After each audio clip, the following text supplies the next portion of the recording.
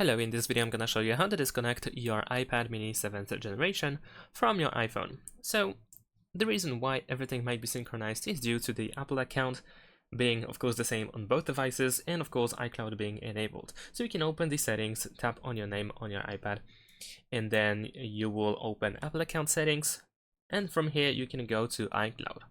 So you will also notice that there are some apps that are synchronized with iCloud or saved to iCloud, which means that whatever is uploaded to iCloud from this device on other devices that also use the same Apple account, these items will also appear on the other device. So to prevent that from happening, you can go and see all apps that are synchronized. So just tap see all, and then over here you have this list of apps. You can quickly, for instance, tap on the switcher in order to turn off the synchronization with iCloud, and by doing so everything that will be done on inside the app on this iPad will not be synchronized with other devices. So simply tap on this switch or go into the details of the app in order to disable use on this iPad. And that's pretty much it. Of course, if you don't want anything to be synchronized, then you will have to turn off everything here.